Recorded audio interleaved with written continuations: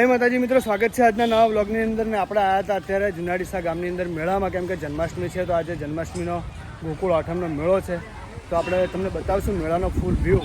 તો બન્યા રહો અમારી સાથે કન્ટિન્યુ બ્લોગ વિડીયોની અંદર. તો ગાઈઝ, આ છે મેળાનો વ્યૂ અને આ છે અમારા ગામનો મેળો. અને તમને ગાર્ડન બી અંદર બતાવીશું આપણે.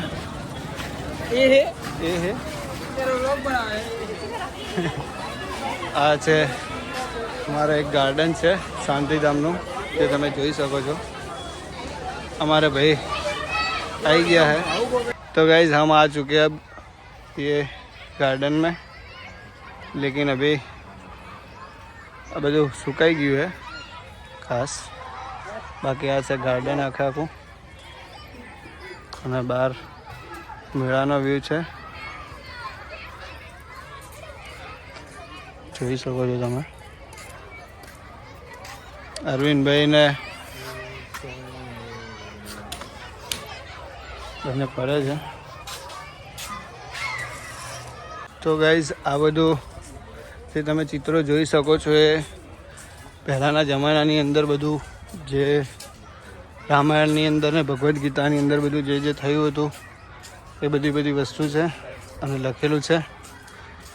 પિતામહી ને ભીષ્મ બાણસૈયા, શ્રી રામ લક્ષ્મણ રાવણ, જેમને યુદ્ધ દરમિયાન થયું હતું એ બધું છે. અને આ છે અમારા શાંતિધામનો વ્યૂ.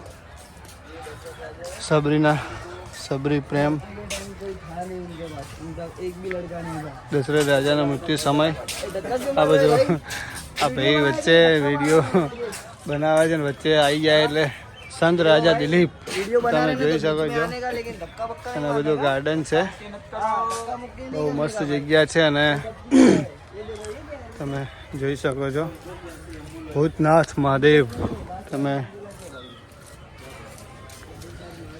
यहाँ पे बाजू में शमशान है, ये महादेव का मूर्ति है, भूतनाथ महादेव.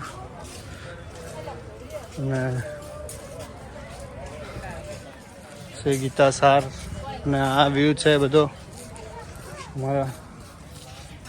शायद आ देखो तक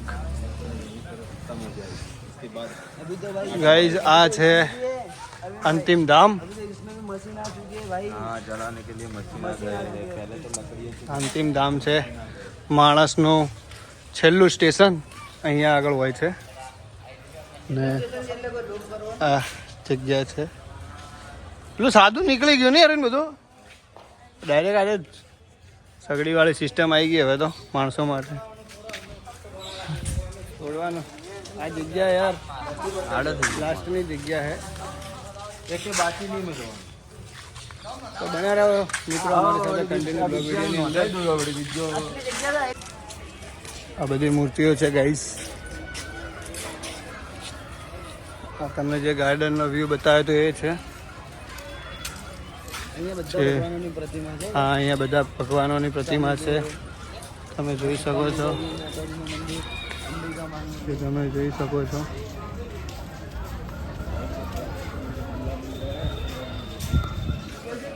બધી પ્રતિમાઓ છે.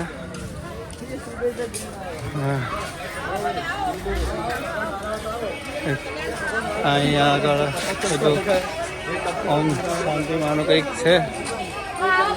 આ બધું જોઈ છે.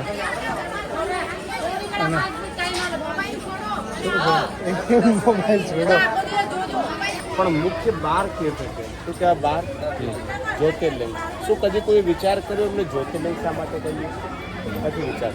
વાસ્તવની હવે તમે સોમનાથમાં જાઓ તો મોટું શિવલિંગ છે અને ત્રંબકેશ્વરમાં જાઓ તો નાના શિવલિંગ છે. હવે પ્રશ્ન થાય, શું પરમાત્માનું સ્વરૂપ નાના કે મોટા શિવલિંગ રૂપ છે? તો ના, પરમાત્માનું સ્વરૂપ નાના કે મોટા શિવલિંગ રૂપ નહીં, પણ એક અતિ સૂક્ષ્મ જ્યોતિબિંદુ છે. એ જ્યોતિ સ્વરૂપ છે. એટલે તો કહીએ છીએ કે પાર બ્રહ્મ પરમેશ્વર તુમ સબકે સ્વામી. જે પરમેશ્વર છે એ અતિ સૂક્ષ્મ જ્યોતિ રૂપ છે. પણ અતિ સૂક્ષ્મ જ્યોતિ બધાની પૂજા કેવી રીતે કરવી, એની ઉપર બિલીપત્ર કેવી રીતે ચડાવવા, દૂધ કેવી રીતે ચડાવવું, ભક્તિ કેવી રીતે કરવી, એ ભક્તિ પૂજા કરવા માટે આપણે નહીં પણ આપણા પૂર્વજોએ, આપણી આગળની પેઢીઓએ એ નિરાકાર જ્યોતિબિંદુને પૂજવા નિરાકાર સ્વરૂપે જ્યોતિર્લિંગમની સ્થાપના કરી છે. અને એ જે જ્યોતિર્લિંગમ જ્યોતિ સ્વરૂપ પરમાત્મા છે એની મહિમામાં કહેવાય કે જેટલા સાગરો એની શાહી બનાવો, જેટલા જંગલો લાકડાની કલમ બનાવો, ધરતી અને આકાશને કાગળ બનાવો અને જ્ઞાનની દેવી માં સંસ્કૃત લખવા બેસાડો તોય પરમપિતા પરમાત્મા શિવની મહિમાનો પાર આવે એમ નથી. પણ આપણે ટૂંકમાં સમજીએ તો એ પરમપિતા પરમાત્મા આનંદના સાગર છે.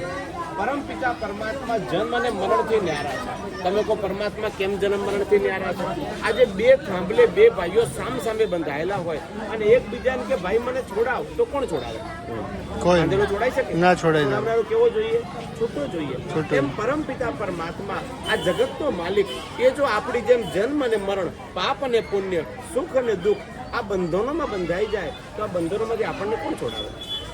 તો માલિક આ બધા બંધનોથી મુક્ત છે એટલે એને મુક્તેશ્વર પણ કહીએ છીએ, એને પાપ કટેશ્વર પણ કહીએ છીએ.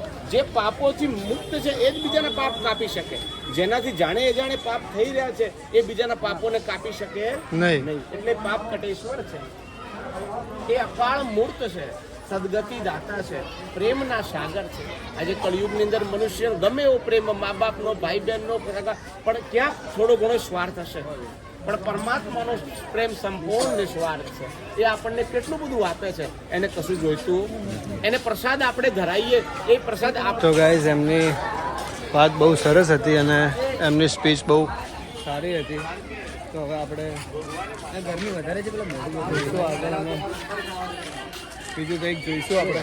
તો ચલો અમારી સાથે કન્ટિન્યુ બ્લોગ વિડીયોની અંદર. તો ગાઈઝ આપણે આવ્યા હતા મેળામાં અને મોડા આવ્યા હતા. મેળો પટી ગયો છે હવે. તો અરવિંદભાઈની જય સેવા.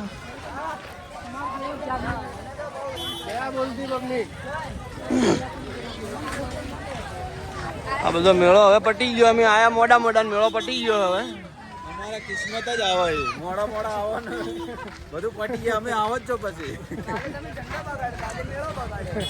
મેળો એવું નહીં કીધું કે તમે મારી વાત જુઓ. મોડા આવત પર પટી જ જાય. જો બીબલા બજારા બધા પડી ગયા. હવે પછી આપણે ઘડી બાઈક લેવા પાછા. હા તો પાછા આવશો ને બાઈક લેવા.